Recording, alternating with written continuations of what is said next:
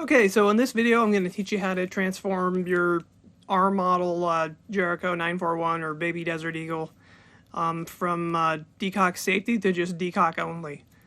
The Jericho was released in 1990, which is now 31 years ago.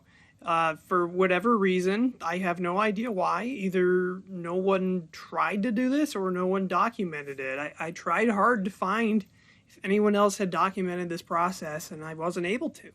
And while I can't claim to be an expert in internet searching, you know, like search engine results and shit, I have never had trouble accommodating any fetish over the years, so it's within that breadth of expertise we speak today.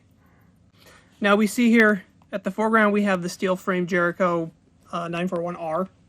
It is a full size. Back here we have a polymer version. That is the compact one. These two are differentiated not just by that, but you can see from the different rear sight that these are different generations of the Jericho pistol. Both of these are IWI manufacturer, so it's post-IMI, which occurred in 2005 or 4, I forgot.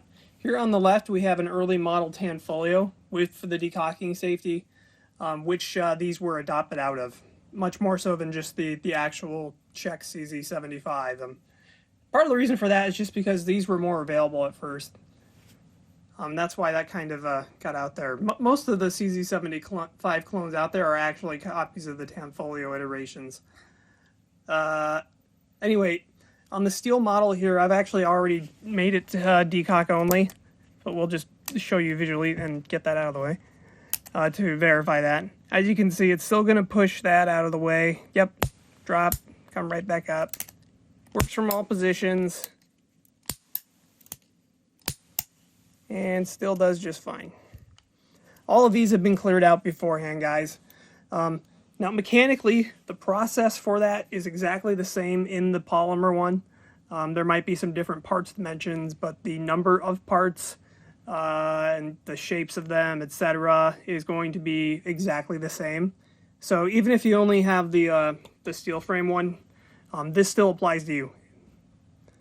We'll get to this later. Before we get into doing any kind of rocket surgery in there, we should really kind of just make sure we have established a firm understanding of what is going on mechanically inside the gun when you actuate this safety lever. So we're going to start by taking apart the field strip of that, and again, we'll get to this later, which is very simple to do. It's exactly the same as every other CZ copy I've ever run into. However, we're going to use the secret technique, and instead of lining up the two dots here, like so, which can be an annoying hassle, we're just going to put it to half cock, as I've already done, bring it back to the point of resistance of the hammer spring, and then just pop it out. There we go. There. Don't need that right just this instant. Okay, so let's zoom in here. So when we're actuating the lever, a lot of things are going on. Most noticeably in the back, the firing pin is going to be cammed forward by the internal shape of the lever.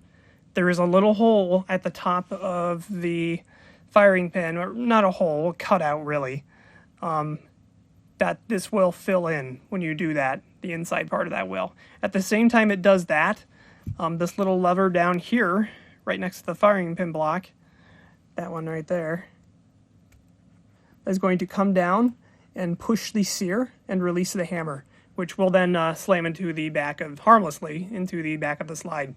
And by the way, this firing pin, when it's in that position, is locked into place. If you push on it forward, it will not go anywhere. It may give a little bit, but it is physically impossible for it to really overcome the all the crap that's in there. And likewise, if you come in from the breech, and I guess we don't really need to have the recoil spring and barrel in there, so I can demonstrate that. There we go. It won't move then either, and they don't have a whole lot of room. That's too small for it anyway. Forget it. Anyway, now here inside the left side lever, there is a little compartment, and that has the safety plunger and the safety plunger spring, which is an extremely heavy spring. And what that does, that has this kind of shape right here.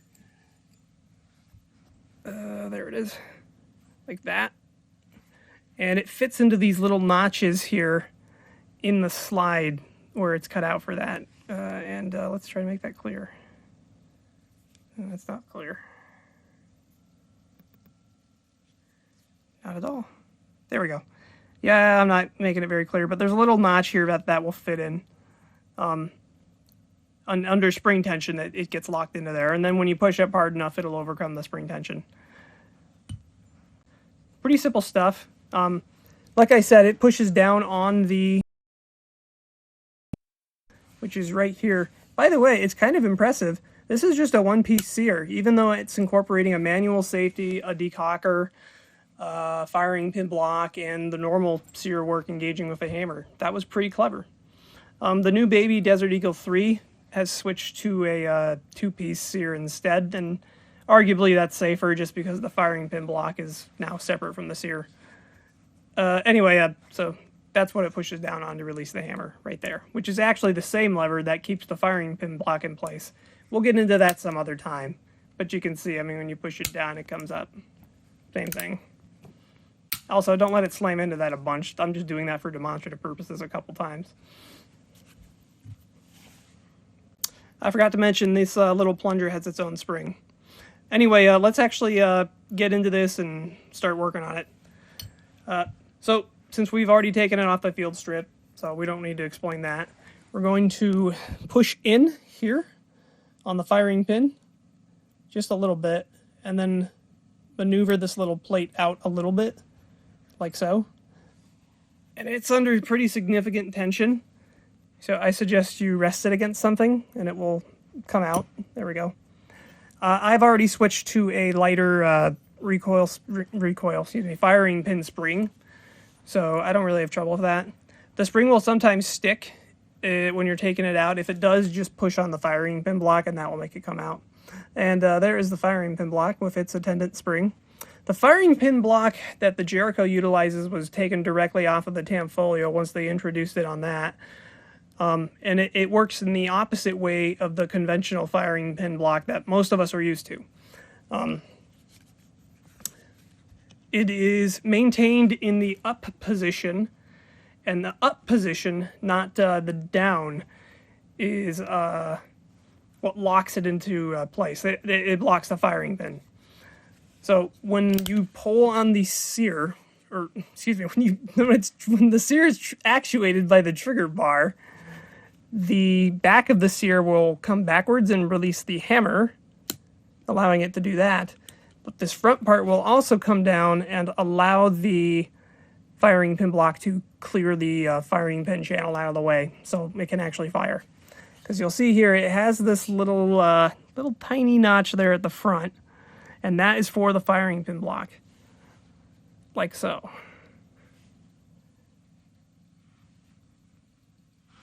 That's not very clear, but hopefully you understand. Then it gets pushed up out of the way. Oh, there it is. Like that, and then it gets pushed up out of the way. Interesting. Okay, now that that's done, we need to drive out this little pin from the right side lever, the ambidextrous lever pin, whatever you want to call that. It's pretty damn small, and it's also a little roll pin, it looks like. What I am going to do is just use a little tiny nail, and that will suffice if you're just going to take it out a couple of times. I'm not sure what the actual size of it is. If you do it a bunch and it starts to get loose, you can just get some blue Loctite in there and let it cure, and that will usually stop it from walking out. Going to do it over this little magnetic pin punch, just so we don't lose that. That would be quite a shame. All right. It does not take much force to get that started. Where's my hammer? There it is.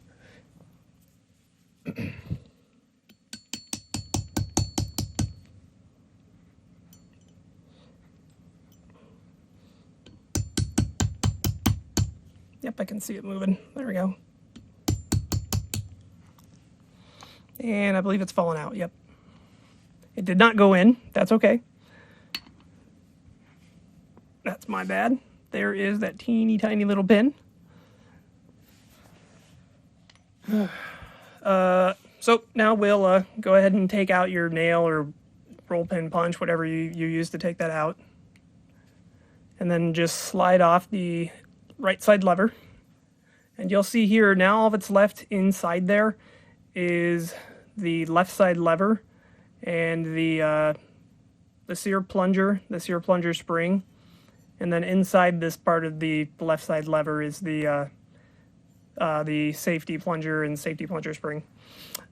Now it can be kind of tricky to get this out because you'll see it looks like it doesn't budge at all, even if you come in from either side, regardless of how you have it positioned.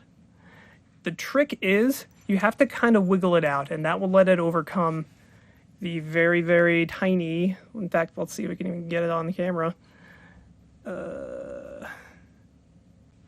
Yeah. There, you see that little silver bit at the bottom right of that? That is the sear plunger. So we just kind of have to get it free of that. And the way to do that is to just kind of wiggle it all the way down and then kind of up a little, down a little. There we go. And super. I was just going to warn you about that, but it came out easier than expected. That sear, the safety plunger and the safety plunger spring is under an extreme amount of tension. And here they both are. That is a very, very heavy spring, which is good. We might want that later. So set that aside safely. Having anything magnetic, like a magnetic bucket or magnetic pin punch like I have here, is a godsend for stuff like this. Because if you start working on pistols a lot, you're going to lose shit, especially springs. It happens eventually to everyone. Anyway, so actually, since we've taken that out, that actually is technically all you need to do. If you want to, you can just reassemble it, and it's now going to be decock only. However, that lever is going to be extremely light. There's not much tension there because now it's just relying only on the tension of the sear plunger spring, in addition to your firing pin spring when you have that in there. And, well, that's it. And the sear plunger, the sear spring itself that it plunges against. So we have a couple solutions for that. First solution is to just get the plunger back in there, but just use a much lighter spring, such that the downward travel will have more resistance, but it won't be enough that the fully tensioned sear plunger spring won't be able to overcome and force it up once you are no longer actuating the lever with your hand. For that, I have a spare sear plunger spring, so I am just going to use that. I just need to find it real quick. It's around here somewhere.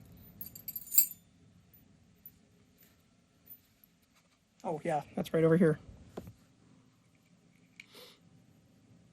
There we are. And you can see that is substantially smaller.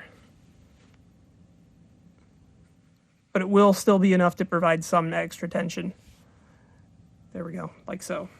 And the same trick applies to get that open again. You just kind of wiggle it. There. Okay. There's that little compartment I mentioned, by the way. I didn't ask you to turn. I don't know why the flash came back on. I didn't tell it to do that. Whatever. So we're just going to drop that in there, and that will help provide some additional tension from that. It'd be better to have a heavier thing, but I don't feel like scouring around for a spring right now. This is the much easier way, although it's arguably not as effective as the second way I'm going to show you. There we go. That's in there. It doesn't take much. In fact, you shouldn't even need to push on it to get it in there. If you just wiggle it in there right from the bottom position, there we go. And it should just slide right in. And it did. Good. And you'll see here that it's kind of sticking there.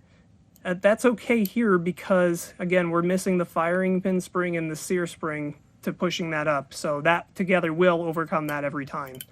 But it is noticeably heavier now, which is good. We want that. Very good. Cool. The other option is to push the left side lever all the way out and actually replace the sear plunger spring with a much heavier spring.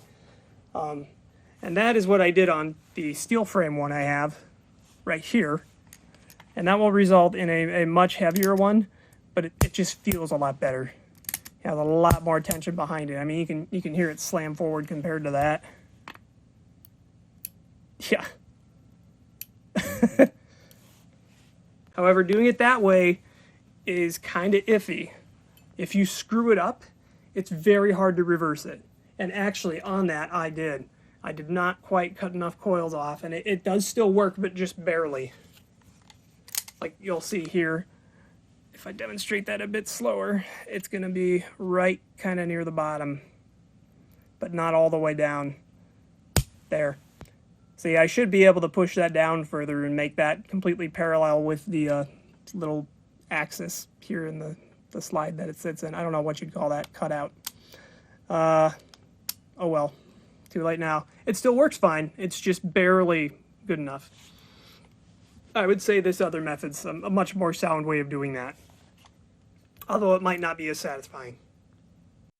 I'm not going to dig around with that. It's pretty simple. I mean, you just replace the spring. It's kind of tricky, but that's about all there is to that. So now we just need to, since we have the lighter one in there, yeah, we already put that in there. So now we just need to go ahead and reattach our right side lever, and then just reassemble the firing pin and firing pin block stuff, and that's it. Very simple process. It's actually a little nail in place of a roll pin punch. If you're only going to take it out a couple of times, it should be all right. Hopefully you're just taking it out one time. So we'll get that in there. Good. No, not good. We'll use the other one that's not magnetic this time. We're going to not lose our pieces.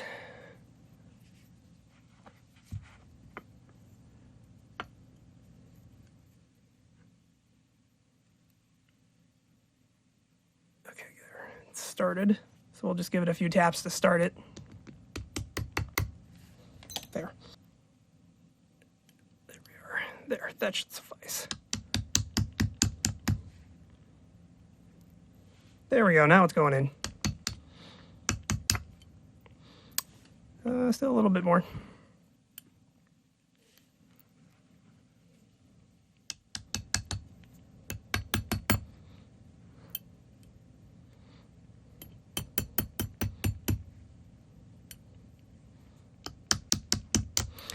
You can probably be a lot more aggressive. I'm just really trying not to scratch anything.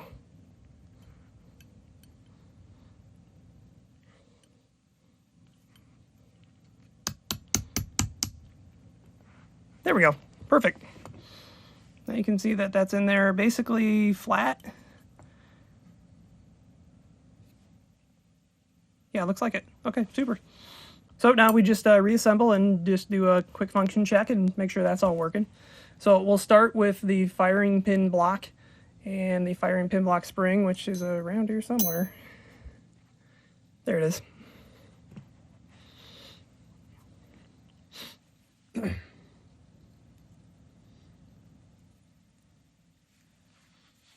So we'll slide that in like so. There we go. So it should be kind of not parallel to the I forgot what this is called. This section of the slide. And we got our firing pin and the firing pin spring, which goes in like so. Oh, and you know what? Since we got it open still, I might as well show you how little that actually blocks. Okay, now we've got our light on. Oh boy. So you can see here the firing pin block rising. There it is. Now it is blocking in that position. And when we have the lever engaged, it will cover up a section as well, like so. And that's how it pushes that forward. Simple stuff. Right, anyway, back to this shit. Got that in there. Yep.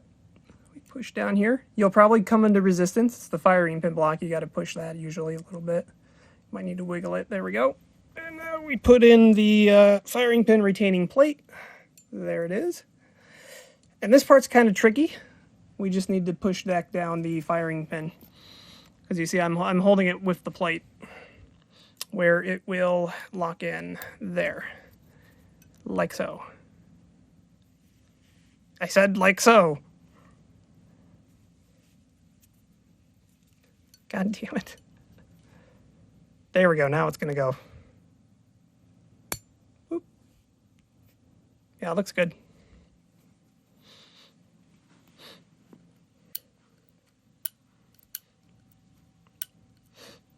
Okay. Oh, that might not have worked. No, I'm wrong. It did work. So once it's actually on there, now it does do it correctly, as you can see.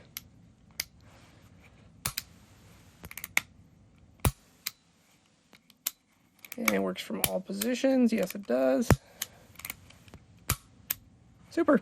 Fantastic. So there you go. Pretty simple stuff. Hopefully you guys learned a lot. I think this really kind of makes the Jericho a bit more viable today. DISA handguns are kind of coming into a new golden age, I think. I say that. We live in a striker-fired world. But I'm seeing more people are starting to come back to these, and I don't think it's a bad idea. I like DISA over striker for a variety of reasons.